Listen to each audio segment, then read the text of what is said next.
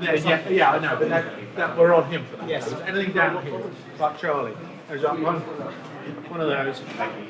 Who the fuck was he? And then it's a shot. It's a shot you kill the fucker. And now it's stuck in your nut. And you're starting to ask the questions. Okay, lovely. So give it a try. He doesn't know there's a problem. He that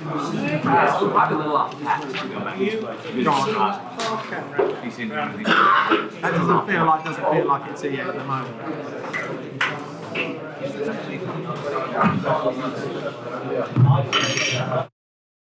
Keep going, chop chop, out the fucking way you came in, you cunt. Is it one of those? Sure, could be. Oh, it's got to keep going. Stand down, man, stand down.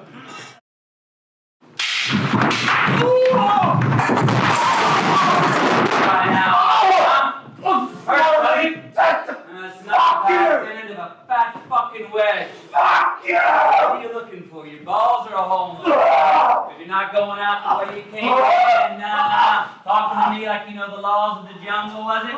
Huh? Something beneath me, silver on back, huh? Is that it? Yeah! You've been in this paddling pool for 2 minutes. I've been swimming in the ocean with the sharks for 20 years. I'll tell you how this plays out. You will drown, and then my Mossad crabs will eat you. Enjoy the rest of the game. Steep on that. Right, lovely. And board, yeah, board. Yeah, I mean, I think it's got everything that we needed it, really. Take 6. Amber. 96 frames. Stand by. Going in 3, 2, 1, action! Oh yeah. What's up with this, you cheap motherfucker?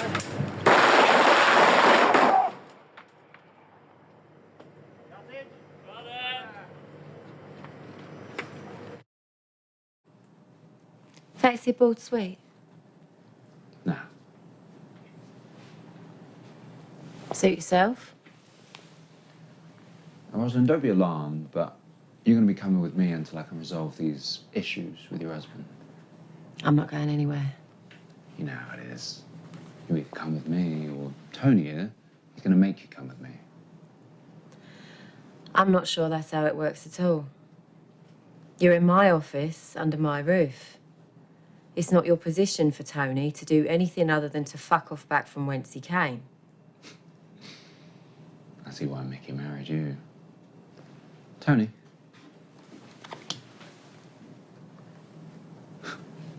Sit down, Tony. What's that? Is that a paperweight? Funny you should say that. Turns out anything with weight can be a paperweight. What are you going to do with it? Well, that's up to you, isn't it? Either you do as I tell you to and use the door, or I'm going to shoot Fat Tony right between the eyes. You see, this gun's only got 2 bullets, so I'm not going to fuck about illustrating its significance. You're going to have to trust me on that.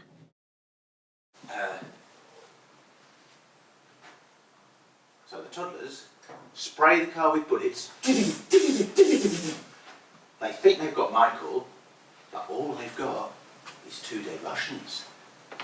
Dolly to the back of the car. Smash cut to black. Titles. Okay, so what happened to Michael? I need an ending. No, my love. What you need is a sequel. Think about that. Got a plane to catch. Ciao.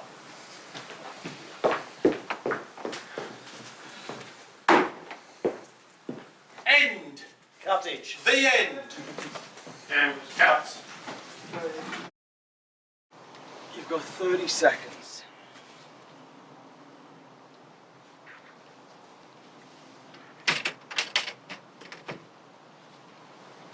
Thank you. Now, remember Aslan? And cut there. Action. His name is Fuck. Well, it's spelled with a PH, so it sounds like fuck. Yeah, something like that. Anyway, he's the kid that gave us the skunk farm job. Do you know him? Huh?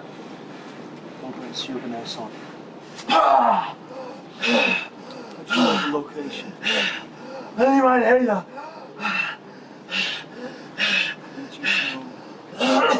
The location on my phone. 3, 2, 1, go. Everything on the Guy Ritchie film set has to go through the Guy Ritchie filter. Я хочу сделать вам одно предложение. Ты меня не купишь. You have to be flexible and able to collaborate. There's an immense amount of rewritings on the day. Guy's written in quite a stylized way. Уверен в реальные пацаны. Супер крутые кенты. And the dialogue and his tasty stuff. There's a rhythm to his writing that feels quite musical. Его зовут Нах. Только давай без шуток, это реальное имя. Пожалуйста. Так, Нах, успокойся уже. Нах. We're existing in Guy Ritchie's brilliant imagination. В наших джунглях закон один. Если лев голоден, он ест. It's going to be classic. Прекрасное, прекрасное кино. Language.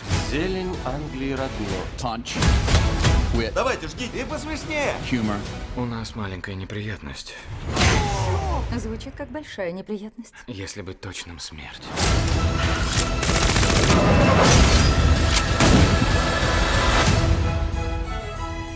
And the costumes are amazing. Look at these shoes. A Guy Ritchie film this one particularly, is so stylish. How did the costumes help you get into your character and the accents in some cases? Oh, enormously. I mean, you know, with any character that you play, the costume really informs, you know, so much of, you know, how you play the role. So, yeah, for me, I mean, her costume, I loved everything she wears. I mean, it was just like, I couldn't even pick out a favourite. Yeah, and the accent, you know, as soon as I kind of turned on that accent, I was sort of in the role. So, yeah. I got some great suits. And I stole quite a few of them. Did you? You did? Closets. Guy's such a meticulous dresser in himself, so he has a very strong opinion as to when we turn up on set, if it's right or wrong. And often in this case that I had a couple of walks to and fro the changing rooms to get the right pair of socks on, or sort of to change up the character so the outfit really sort of suits and kind of your character sits in that world. And your characters are also all very against type, so to speak, especially you, Henry and Michelle. I mean, what was your in into understanding them? I feel like I really got her quite quickly. You know, on first reading, I thought, yeah, I think I know how to do this. You know, this is for me, a role that's a little closer to my own background. You know, she's an East Londoner, or very much from where I'm from, and but I love that guys' characters are just so, they're very clear. You know, they're very confident, and that really comes out off the page actually when you first read it. So it's I don't know, I didn't find any difficulty kind of trying to find her, which you can sometimes do. You know, in some jobs you're spending a lot of time kind of figuring out who they are. But for this, it was pretty straightforward. For Dry Eye, I really sort of drew on his background, his I suppose Asian heritage, and the filial pressures of perhaps growing up in an Asian sort of gangster household, and the hunger to prove himself as quickly as possible. And I think that becomes his downfall, is he ready to sort of undertake these challenges that a veteran person in that sort of industry has. And so, so for me, it was really looking into what sort of feeds that fuel and what his engine is and why he's trying to sort of outpace himself, really. Matthew, I mean, how do you prepare? There's so many great lines in this, but how do you prepare for a Guy Ritchie film knowing that anything could happen on set? Well, I didn't know that until we got there. I had a hunch after the first time Guy and I talked, after the first script, that he was not like going to be a prescriptionist about the words that were on the page. And then it's about, I learned very quickly, okay, do not get locked in to any certain dialogue. Know what it's about, know what you want, and then be able to riff and rhyme. And it's lyrics. He's listening, Guy's listening for a certain meter of the music of the speech.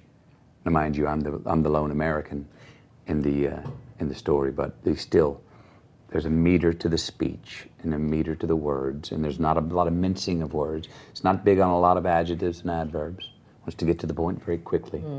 And for my man Mickey, a man who the consequences are very clear, and they're death or not. So it's very clear, the rules.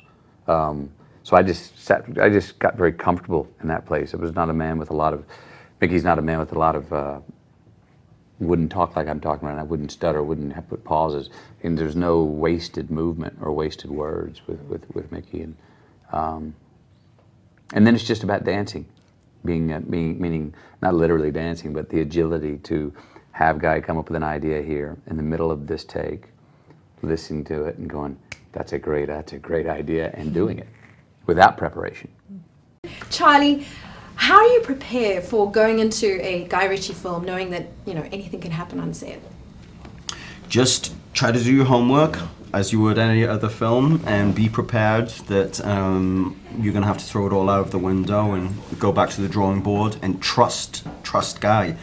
You know, when he throws the level of curveball that Guy is capable of throwing at you, there's nothing to be done in that moment other than to completely trust him and surrender to the process. And so, you know, you have to really like a filmmaker to give him that much trust. You know, and I think that I do like Guy enough. We'll see. I haven't seen the film yet, but hopefully that wasn't misplaced trust. And you, Hugh? Yeah, it was the same answer, really. Just be ready for landmines. You play a completely different character to what we've seen you before. I mean, was that something easy for you to get into? I imagine the costumes helped? The costumes? Yes, costumes always help.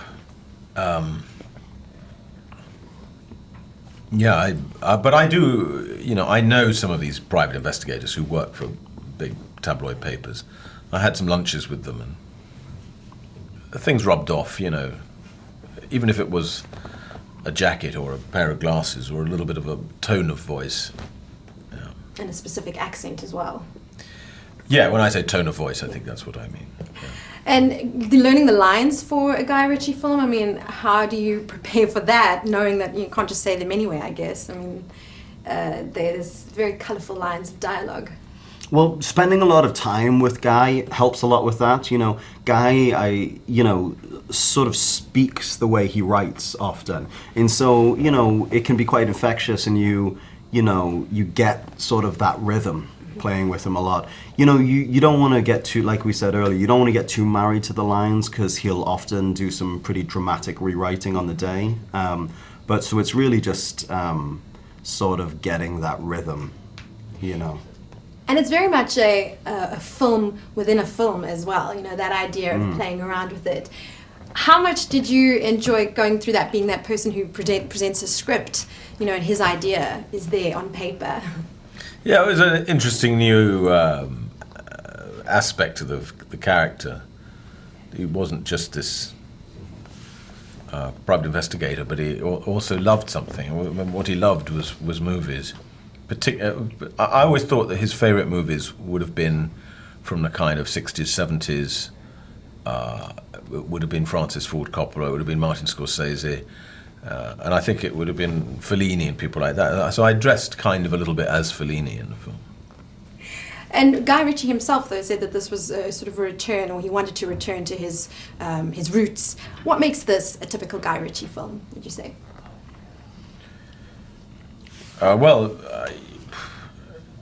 You know, for whatever reason, I don't really know why Guy makes films about London gangsters. Why does Guy make films about London gangsters? I think he's fascinated by it. I think that it was something in his childhood that's a grand departure from actually the experience he had of growing up. But like for some reason that like specifically London, but like underworld and criminality just seemed like a flame that he was a moth to. He loves it. He likes talking about these things, and he really is a gentleman. He doesn't live that sort of lifestyle or associate with those type of people, it doesn't seem like, in his real life, but in terms of just something that captures his imagination and is a world that he wants to keep exploring in his movies, it seems to not have waned at all.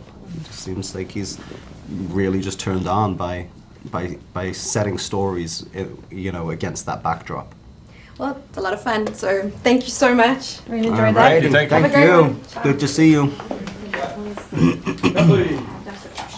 Is there anything? Well, is there sort of like a health bar or some peanuts?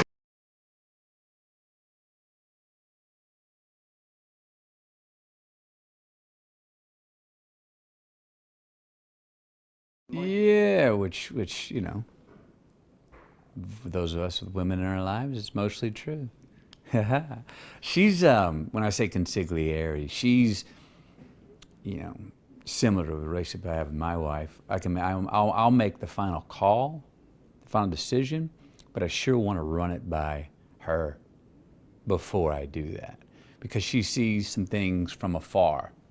She sees the big picture and sees who may be coming and sees where there might be a pitfall, possible pratfall down the line. She's got a really good view on that. I do as well, but she'll remind me of things. Rosalind will remind me of things. Well, look out for this, and look out for this, and look out for this, without sentiment. And she's a baller, you know. And she's running her own business down here in the garage. And so, you know, our relationship is it's a pretty rock and roll relationship. And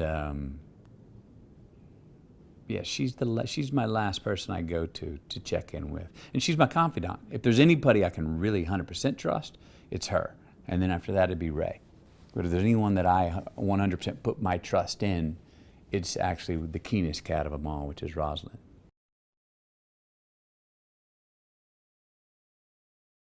I'm mainly taking Guy's lead. You know, if you know Guy well enough, yeah, he loves directing films, but not as much as he likes talking about food and fashion. Or food and clothing, excuse me, Guy. Not fashion, clothing. No, his eye for detail and his specific likes and dislikes when it comes to clothing and fashion are very defined. And I've taken his lead because he's got some great ideas and he's got great style. So part of this is, you know, Michael, I'm wearing a lot of what Guy's style is and would be. And I'm happy to be wearing it because I'm really wasn't as interested in it before I got here, but now I've become keenly interested in it. My wife's getting quite a giggle about me and like, what are you starting? You're really at home now starting to just go out. We go to dinner. You're wearing that? Yeah. She goes, oh, geez, you're going to be hell when we get back home, aren't you? I said, yeah, I am.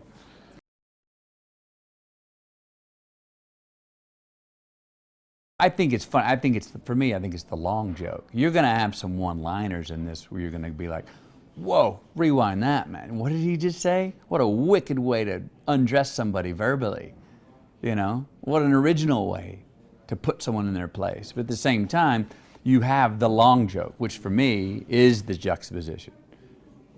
We've got all these suits and tough guys and aristocrats and things and such and this, and we're going on a shoot. So, but we are what? We're selling weed, man. I mean, it's very juvenile.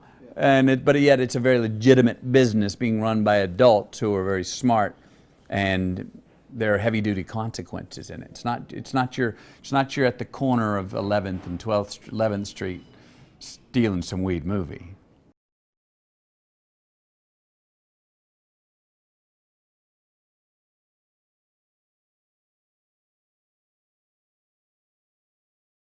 You know, I wasn't sure. I thought that it was I thought that there was the blueprint for a very interesting character, but having worked with Guy before and knowing the way things constantly evolve on set, I really didn't want to make too many decisions. You know, I thought there was a nice level of vagueness in the way the character was rendered on the page, and you know, a real opportunity for Guy and I to create something out of this character. But you know, it's every process, you know, directing always has a certain sense of alchemy to it, and every director's process is so wildly different.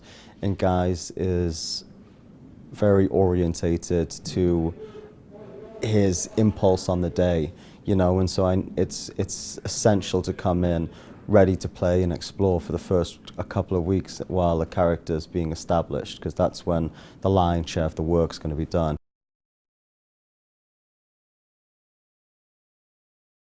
I'm very happy that I'm here on this set now, and I'd have been very annoyed at Guy if I didn't find myself on this set, because when I sat down and met Guy for the first time for King Arthur, I flew myself over to F2 London from LA. I had a week off of work and he didn't really want to meet me, and I said, well, listen, you know, we had a lot of people in common. I said, well, I want to meet you, so can we just have a cup of tea? And I'll fly over, and you know, no harm, no foul. Even if you don't want me to audition, let me just come in and throw my name in, my hat in the ring.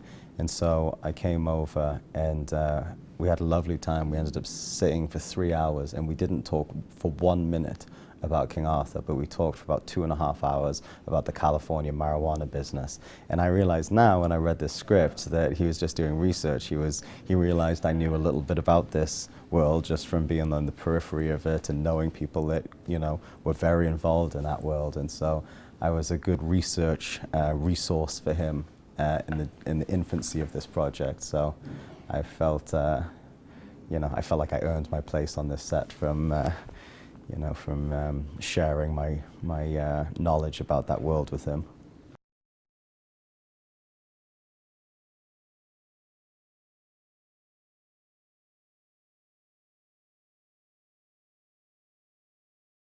Yeah, well, I think all Guy's films are stylish in terms of the clothes. For me, I could have gone down the shabby raincoat, private investigator, tabloid guy route, and I did look at that.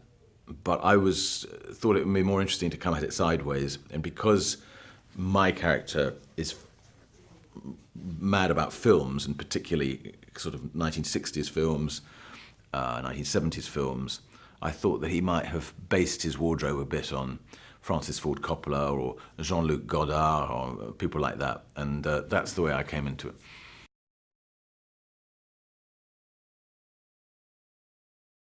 Glasses are everything, and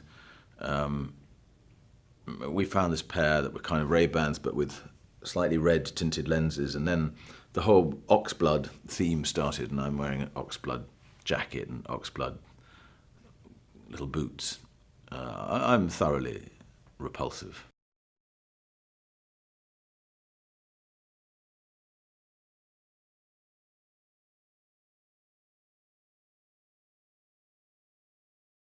Yeah, so the lads commit the crime, his boys, and they're not very good at it, i.e. they post it on YouTube, and not very clever, but it's found out who did it, and I fall on the sword. I take the bullet for them. I go and see Charlie's character, Ray, and I have a word with him and say, you know, my boys don't know what they're doing, and avail of me as you will until the debt is paid, whatever the debt may be. So I'm pulled into this, this web of, as I said, nefarious actions and reactions, and therein lies the tale, at least my part of the tale.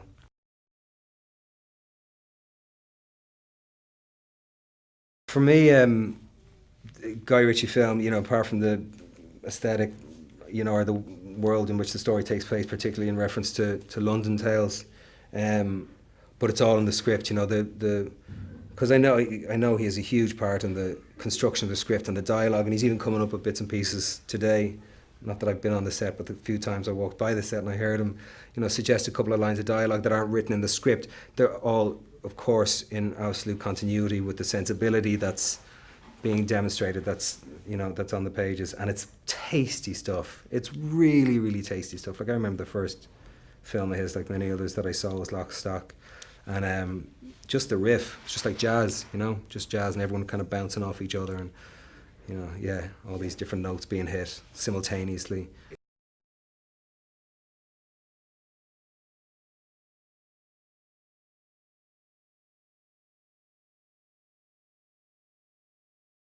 She runs her own business, she has her own garage, she's, you know, she's extremely independent. She comes from, you know, Guy and I like to think that she comes from wealth, but parents who are self-made. So by the time she was a teenager, she knew what it was to have money and nice clothes, and she isn't afraid to flaunt that.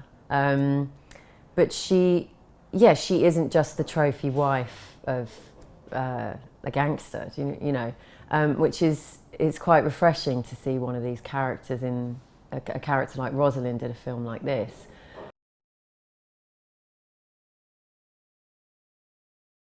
This is closer to my roots than any other part that I've played in my career. So, you know, often I've been playing, you know, much more well-spoken characters like Lady Mary and or American. So for me, it's to play a part that is more of an East End character is something that I've wanted to do for a long time. So when this part came along, I was delighted. Coming into this world of these types of films, you know, is something that's quite different.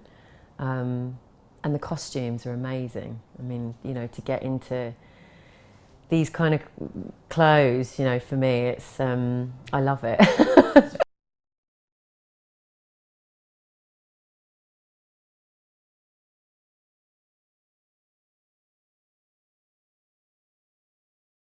I think Guy is quite notorious for it, especially with his scripts that he's written and his directing, or he's written with Ivan. Is that you'll go on set thinking you're all that, you know all your lines, you know what you're going to do, planned it out meticulously. There's your first mistake. I remember walking onto a set, we were down by Tilbury Docks. I was like, all right, Johnny Big Nuts over here, like, I'm going to do awesome. He comes over, right, fuck the script off, this is what we're going to do. You're going to walk over here, you're going to say this to him, you're going to do that. Get in the tent, figure out what you want to say, and I'm going to make it all adult-like. I was just like, all right, let's go. You know, and you have to be flexible, and you have to be able to collaborate. And I think that's the most fantastic thing about Guy, is that he's open to new ideas on the spot, a bit of ad-libbing, but then fine-tuning it to get those one-liners or blocks of dialogue, which are just memorable throughout, like cinema, you know?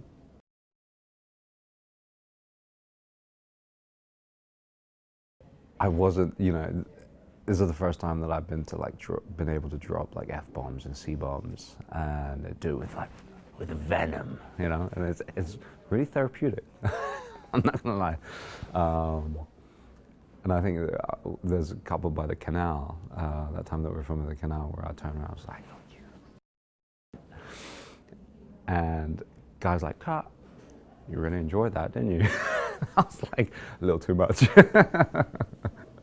Yeah.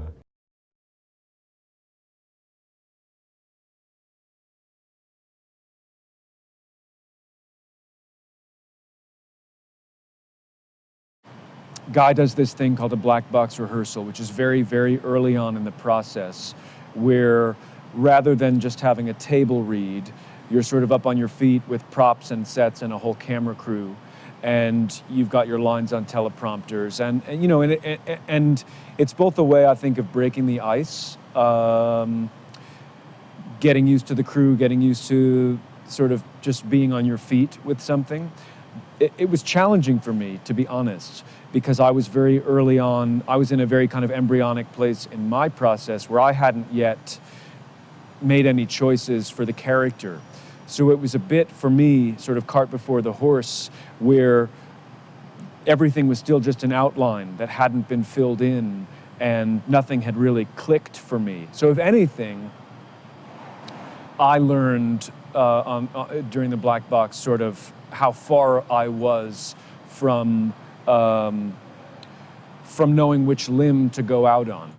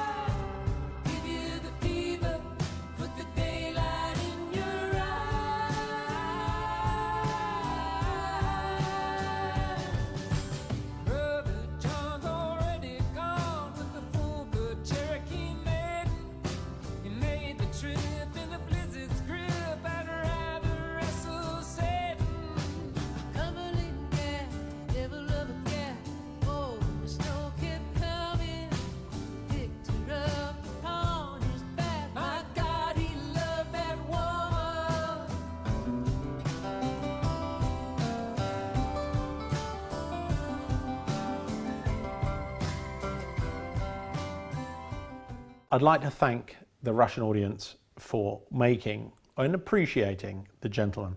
It was more of a success in Russia than any other country in the world. For that, I am incredibly appreciative.